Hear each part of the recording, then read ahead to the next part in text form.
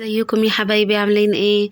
هنعمل النهاردة مع بعض صينية بطاطس بالبشاميل والفراخ بطريقة سهلة وجميلة، وان شاء الله تجربوا الطريقة وتعجبكم.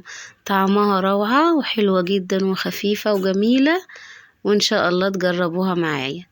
نسمي الله ونشوف الطريقة. عندي هنا معلقتين من السمنة سخنوا كويس، وبعد كده نزلت عليهم واحدة بصلاية، وبعدين ضفت عليهم صدور الفراخ اللي متقطعة قطع صغيرة. هقلب الفراخ كويس مع البصل، دي صدور فراخ مقطعة حتت صغيرة. هقلبها كويس مع البصل. اول ما تبتدي تتشوح كده مع بعض، يعني احنا لازم نشوحها كده على نار عالية علشان تاخد معانا صدمة وما يبقاش فيها اي ريحة من الزفارة. هقلبها كويس وبعدين نضيف عليها باقي المكونات بتاعتنا علشان يبقى طعمها جميل والزفارة بتاعتها تمشي خالص. لازم تتشوح كويس مع البصل. انا كده شوحت الفراخ كويس مع البصل. بعد كده بقى هنبتدي نضيف باقي المكونات بتاعتنا. انا عندي يعني حوالي 2 من الفلفل، واحد حامي وواحد بارد، قطعتهم قطع صغيرة وهضيفهم على الفراخ والبصل. وممكن تضيفوا فلفل الوان برضو بيبقى طعمه حلو جدا وبيديها طعم جميل جدا. هقلب الفلفل مع الفراخ والبصل، اقلبهم تقليبة كويسة. وما تنسوش وانتوا بتتفرجوا معايا على الفيديو تعملوا الاشتراك ولايك. هقلب كويس الفراخ، واول ما تبتدي تتشوح معايا كده هنبتدي بقى. احنا في البداية ما حطيناهاش اي توابل، هنبتدي بقى نضيف التوابل بتاعتنا دلوقتي. هنضيف التوابل بتاعتنا. هنضيف الاول زيتون متقطع، ده زيتون مخلي وقطعته قطع صغيرة. هقلبه كويس برضو مع الفراخ وهنبتدي بقى نتبلها. هحط فلفل اسود، وبعدين هحط بهارات فراخ، وبعدين هضيف عليهم معلقة من السبع بهارات، وهنضيف بقى الملح. كده كل التوابل بتاعتنا اللي احنا هنضيفها على الفراخ.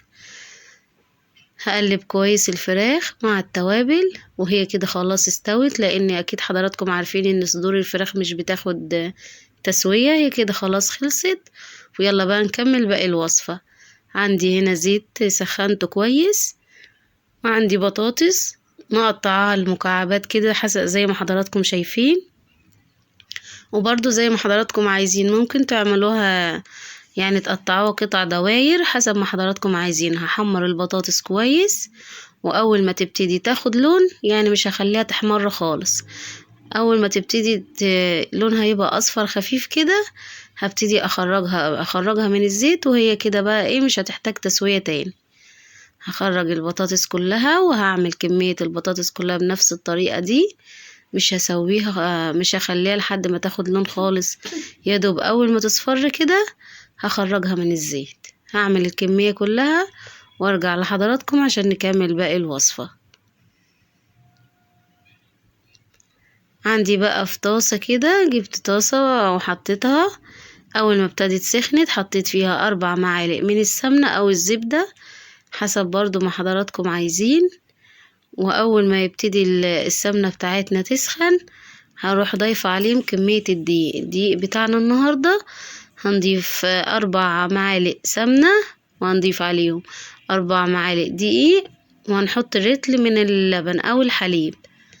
هضيف الكمية بتاعت الدقيق واقلب كويس. واول ما يبتدي معايا الدقيق كده يتحمر في السمنة وريحته تطلع، هبتدي بقى اجهز اللبن علشان اضيفه على طول على البشاميل بتاعنا. اول ما نبتدي نشم الريحة بتاعة الدقيق تبقى كده البشاميل بتاعنا بقى جاهز.